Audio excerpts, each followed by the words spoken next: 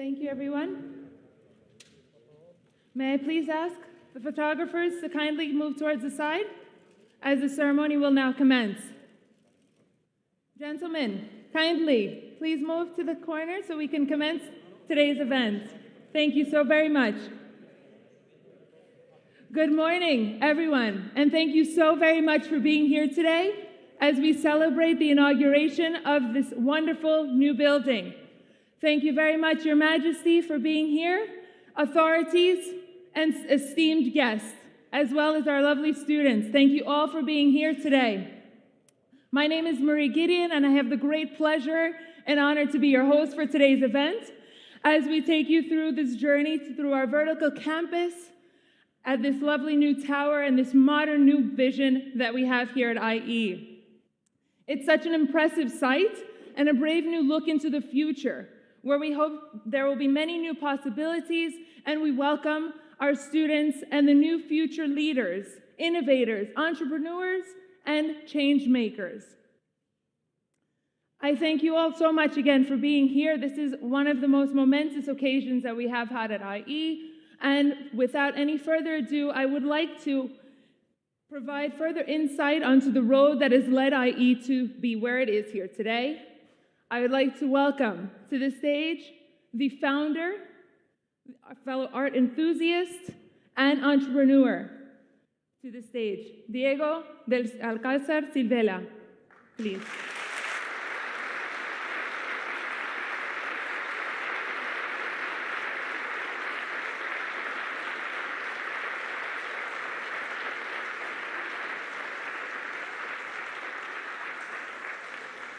Thank you, Diego.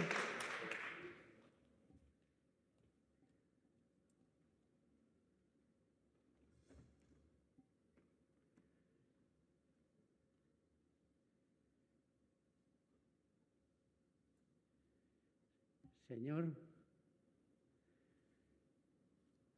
ministro, jefe de la oposición, presidenta de la comunidad, embajadores, alcalde de Madrid, autoridades de Castilla, alcaldesa de Segovia, autoridades de Castilla y León, y a todos los presentes. Hoy que vuestra majestad ha aceptado inaugurar esta torre, nuevo campus académico vertical de la Universidad IE, es para nosotros una deseada oportunidad para transmitirle nuestro agradecimiento.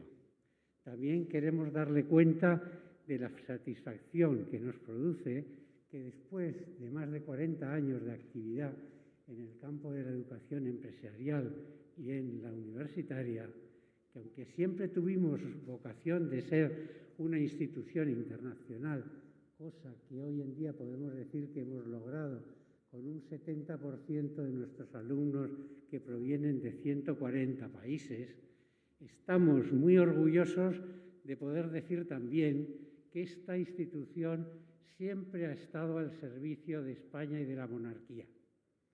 Es por ello, señor, que como muestra de verdadero agradecimiento pido a los presentes un gran aplauso. Gracias, señor.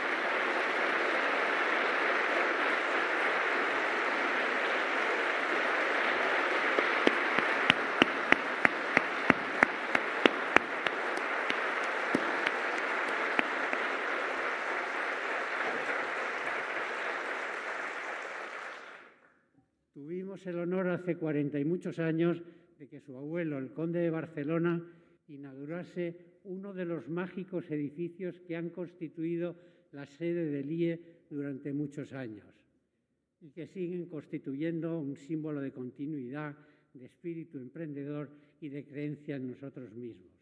En aquellos edificios se estaba gestando un proyecto que desde sus orígenes quería ser significativo para la educación, quería apostar por la globalidad y consideraba al alumno el principal receptor de nuestro empeño.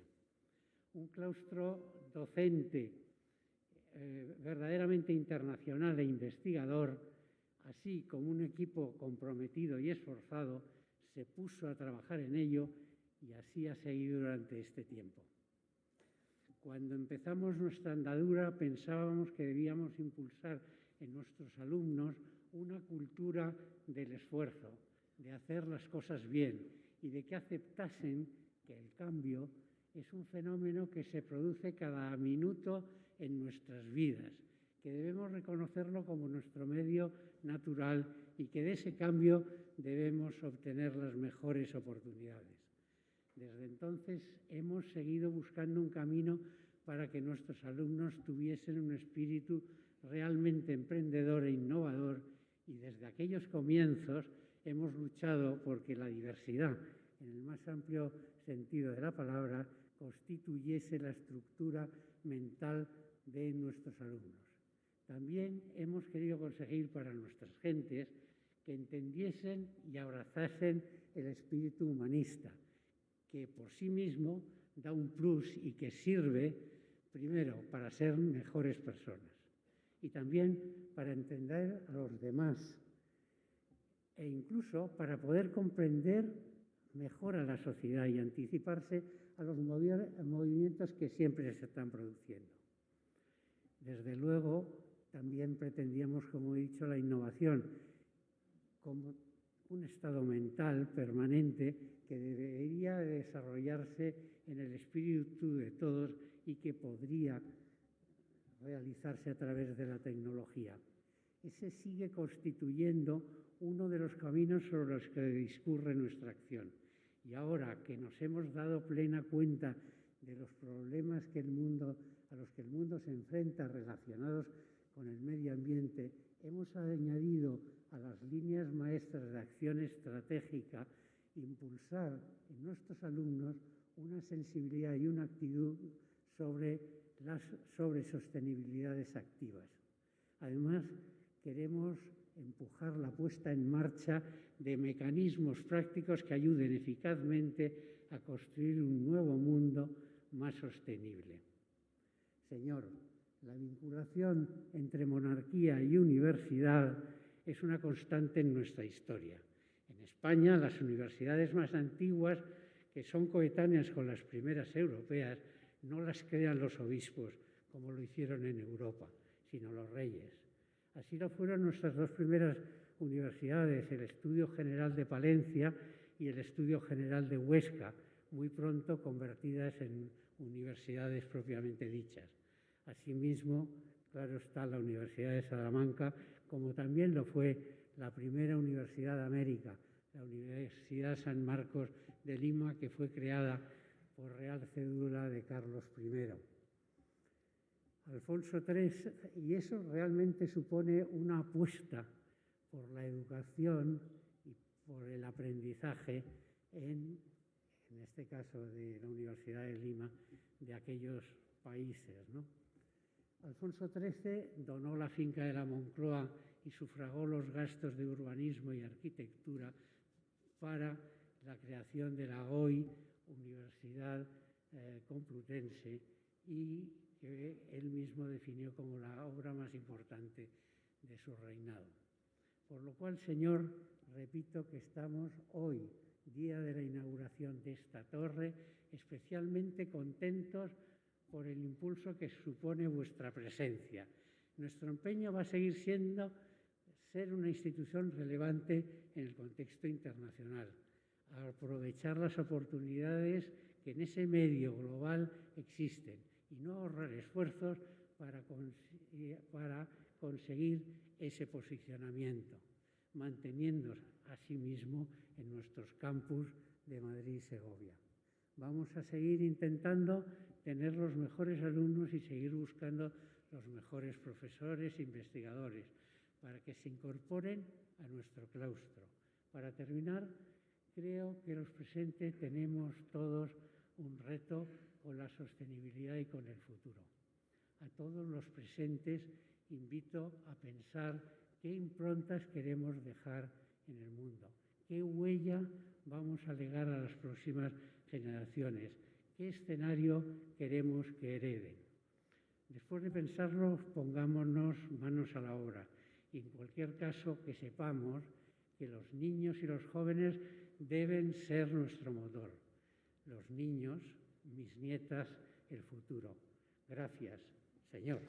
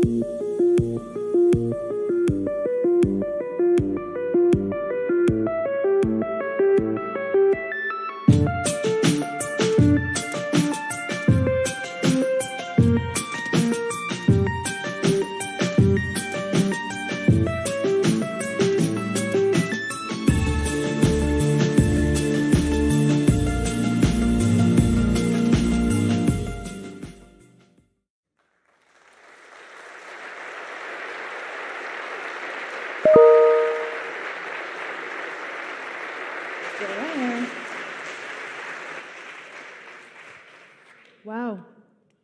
Well, I hope you all enjoyed that. As you can see, technology is amazing, and here at the tower, we see the future at IE as bright every day more and more. So I hope you enjoy that experience and look ahead towards the future of the new ideas that will be generated at this institution and the bright future that we have ahead. Now I'd like to present for you a little bit of a taste of what it's like for our students in the classroom. And so for that experience, we will take you on a world of a little bit of a vision to social entrepreneurship, and we will do that with our professor and head of the entrepreneurship department, Ms. Rashida Justo. Thank you, Rashida. Thank you. Your Majesty. Okay. So for decades, profit maximization was seen as business' main purpose. This meant that social issues were considered to be the exclusive responsibility of social sector, with the government also being responsible for regulation and policy. In the 50th anniversary of Milton Friedman's famous essay, things have changed. The awareness about increasing global problems have not only shifted the way we see the role of business in society, it has also made the public sector and the social sector more entrepreneurial. And in this context of sector merging, there is one category of enterprise whose main purpose is actually to solve social environmental problems. These are social enterprises. Think about taking the best of Mother Teresa of Calcutta and Jeff Bezos in order to have, as a result, Nobel Prize winner Muhammad Yunus with his microfinance organization, Grameen Bank. And to give you an example or an explanation of why social enterprises are so different, allow me to refer to a metaphor, the metaphor of unicorns and zebras, as the prototypes of two ideal types of startups. On the one hand, you have unicorns, who, just like startups, are known for trying to pursue exponential growth. For that, they generally rely on a zero-sum game approach, and competition and monopoly is key in this kind of situations, and consumers are very often passive. This often has negative externalities on society and on the environment. But social enterprises, just like zebras, are mutualistic. What they're trying to pursue here is sustainable prosperity. And that is achieved thanks to competition, to a win-win approach, and where actually the participants are more empowered, and we're trying to achieve here positive spillover effect beyond money. Now, let me give you a very concrete example here of a social enterprise and focus on a condition that affects 10% of the world population. Dyslexia. Almost 800 million people in the world suffer from its negative impacts on academic performance and on social exclusion. But there is one person that thinks that technology can help solve that problem. Meet Luz Rayo, IE professor and founder of Change Dyslexia, a social enterprise whose purpose is to screen and overcome dyslexia. And she does that thanks to Detective, a game that uses machine learning and gamification and linguistics. And today, more than 300,000 people in the world are already using Detective in Spanish. And examples like this are numerous, and they are increasing. What is also increasing is also the capital, the amount of money that is dedicated to funding and growing social enterprises around the world, which is very good news because they're already having a tremendous impact on all the 17 Sustainable Development Goals of the United Nations.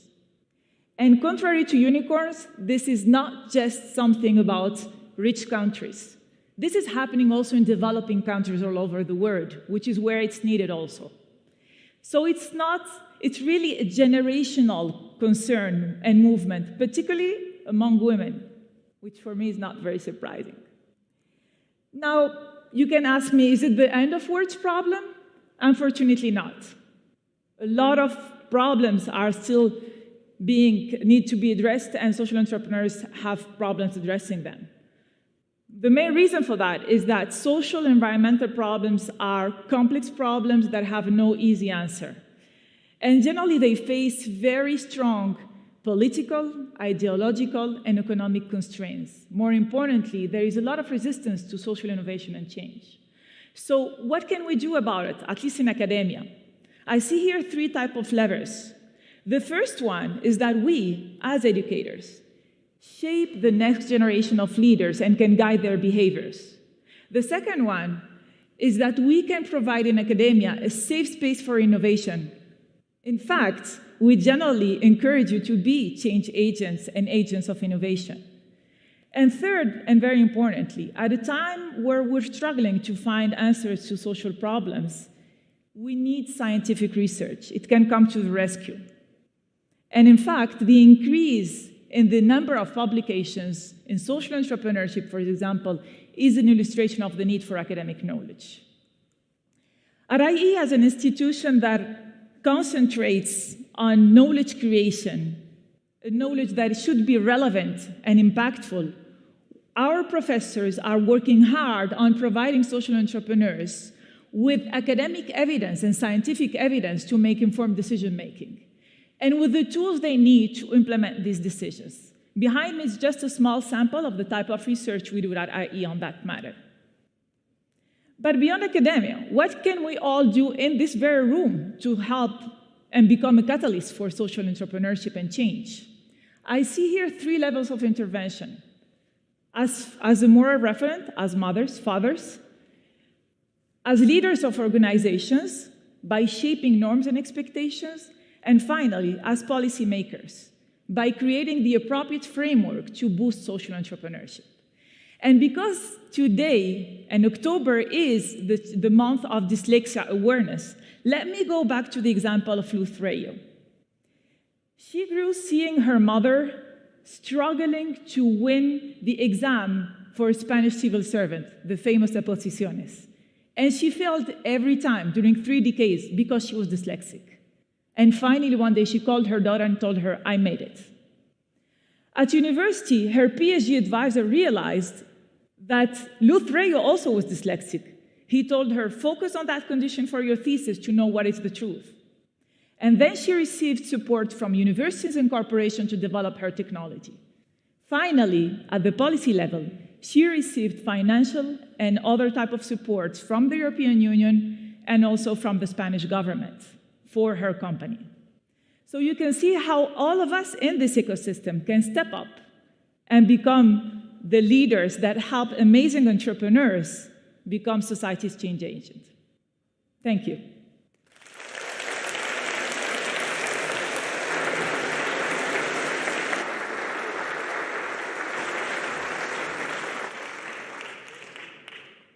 Thank you very much, Rashida, for presenting to us today more insights into social entrepreneurship and having us understand whether or not we want to be unicorns or zebras.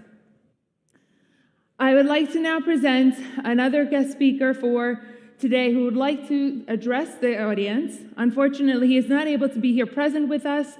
We would like to present to you a brief message from the United Nations Secretary General, Antonio Guterres.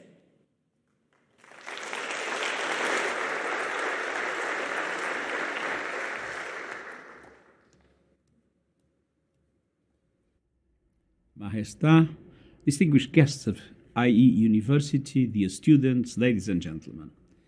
Congratulations as you inaugurate the IE Tower and take this important leap into the future. You should be very proud of this new addition to the Madrid skyline. But of course, it is much more than a building. The IE Tower is a symbol of the towering importance of education in today's fast-changing world. It will be a home for world-class learning, cutting-edge ideas, and practical solutions to the many challenges facing humanity. We desperately need that today. Our world has never been more threatened or more divided. We face the greatest cascade of crises in our lifetimes: the COVID-19 pandemic, the climate crisis, conflicts, a surge of mistrust and misinformation, human rights under fire, science under assault. And now more than ever, we need to bridge divides, restore trust, and inspire hope. Quality education is a central part of the answer, to bring people together, to forge sustainable solutions, and to make the most of the opportunities of our digital world. The pace and promise of technology are remarkable in linking people, helping feed populations, driving economic growth, but at the same time, there are risks. We will also face tremendous disruption in the labor market, with an enormous amount of jobs created and destroyed. Even the concept of work will change. The line between work and leisure is increasingly blurred. We are not yet prepared for that. We need a massive investment in education, but also a different sort of education, not just learning things, but learning how to learn across a lifetime.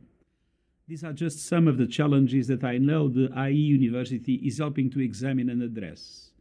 We at United Nations are proud to work with you on advancing the Sustainable Development Goals and so many other tests. And so we celebrate today more than the inauguration of a building. We celebrate what you will be building inside. Future leaders, entrepreneurial ideas, innovation and foresight, and the pathway to a better, sustainable and inclusive world for all. Once again, congratulations. Felicidades. Muchas gracias.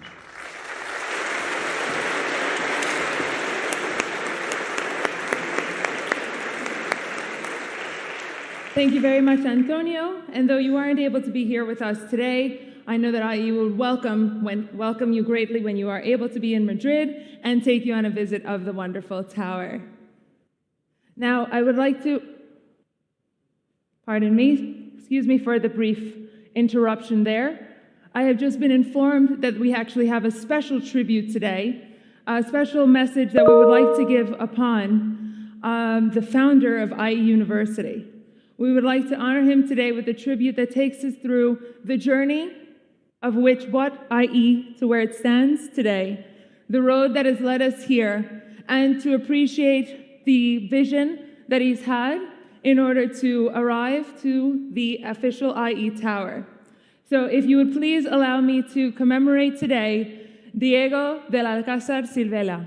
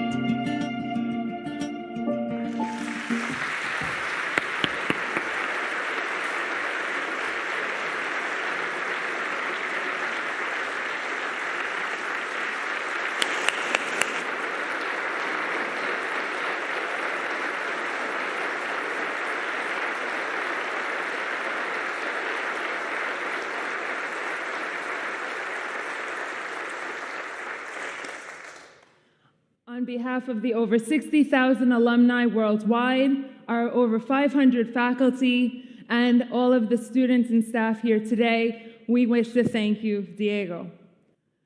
And now I would love to present to you the Vice President of IE, who will also continue with a speech and give the official inauguration of the tower today. Diego del Alcázar Benjumea.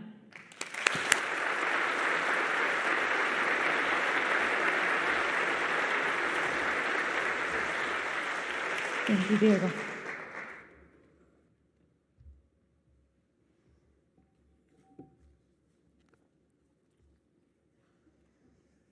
Majestad, autoridades, ladies and gentlemen, it is a great honor to be here today celebrating the new iUniversity campus, the iTower. En primer lugar, me gustaría agradecer a Su Majestad el Rey por su presencia hoy aquí y por su respaldo a esta institución, puesto que no solamente nos honra, sino que nos motiva para seguir avanzando. In addition, I would also like to thank the UN Secretary General for his message of support, but especially for his common sense on how to tackle the huge complexities that we are facing. As the SGE mentioned, we are witnessing several disruptions that are the harbinger of a major shift in the global order. And to address this challenge, we must make an in-depth review of the most strategic project of our society, education. And universities, such as iUniversity, have a role that is of crucial importance. What are the skills needed to adapt to a constantly changing world? What human qualities differentiate us when working with machines and algorithms? How do we shape the new global order without putting our planet at risk? To answer this and other questions, we must rethink the values on which our educational model is based. At iUniversity, we have one clear purpose: to foster positive change through education, research, and innovation. With this mission in mind, we have been thoroughly thinking on the pillars of how the new educational landscape should look like, identifying three core goals. First, we should promote innovation in all that we do. To do this, we should first cultivate the right attitude in our citizens through the development of entrepreneurial mindsets, not only related to economic activities, but to all areas of life and society. We must cultivate this mentality because it helps us fulfill our mission of training individuals capable of recognizing opportunities, taking initiatives forward, and accepting both risk and responsibility. On the other hand, innovation should allow our society to embrace technology as a core value. We educate in the digital age, yes, but we also educate for the digital age, meaning that we should reflect on the technological revolution and its implications for our societies. The second element that we see as central to a modern education is knowledge. At IE, we seek to fulfill our calling of bettering society and improving people's lives through the creation and transfer of knowledge. We believe knowledge needs to be multidisciplinary. In particular, we need to embrace the humanities in all that we do. Literature, art, philosophy, history, or poetry make our societies flourish. They not only provide an extremely valuable cultural background, but they also teach us how to think and communicate. As Aristotle said, educating the mind without educating the heart is not education at all. Finally, respect should be a key pillar of our educational model. In order to be respectful of others, it's necessary to respect oneself first. enhancing self-confidence in one's own abilities will allow us to attain emotional balance and to have a healthy life. Respect of oneself will lead to respect for others, beliefs, rights, ideas, orientations, or ways of life. But respect must also be granted to the planet we inhabit. Our society must react and gain full consciousness of the harm we are inflicting in our planet. Some of this damage could be easily avoided through basic education. The revolution that we are living will need a collective answer that allows us to advance as a society that includes everyone. It is here that education must play a basic role. Not only that of preventing that we mismanage change, but also making sure we make the most of the many benefits brought by these disruptions. It might take time, but education is our strongest and probably our only weapon. Señor, decía Don Quijote que el valor se halla en ese lugar intermedio entre la cobardía y la temeridad. Evitemos tener una sociedad cobarde o temeraria. Creemos una sociedad valiente a través de la educación, el conocimiento y la innovación. iUniversity quiere ser un faro que ilumine este propósito común. We will continue fostering positive change. Thank you very much.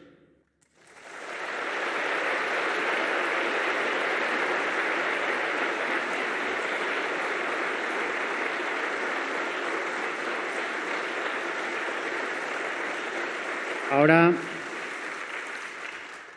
me gustaría invitar a Su Majestad el Rey, a Diego del Alcázar Silvela, a la presidenta de la Comunidad de Madrid, al ministro de Universidades y a Santiago Íñiguez a descubrir la placa de inauguración de AI Tower.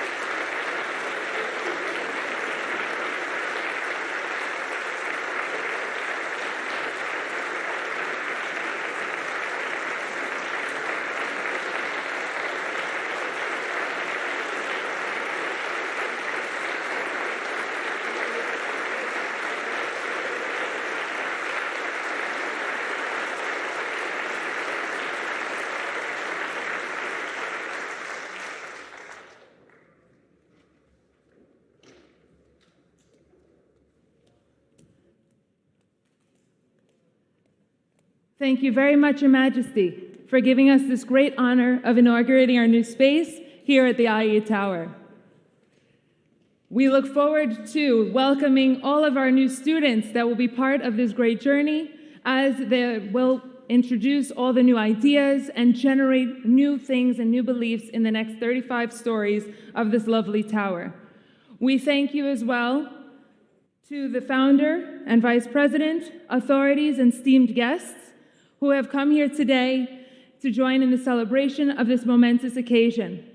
Thank you all so much to our friends and colleagues that have been able to be here as well today as we celebrate the official opening and now have our wonderful new plaque in order to say that today we are now officially open and here we are, IE Tower is ready to go ahead. So thank you all once again, and we look forward to creating many new memories here together.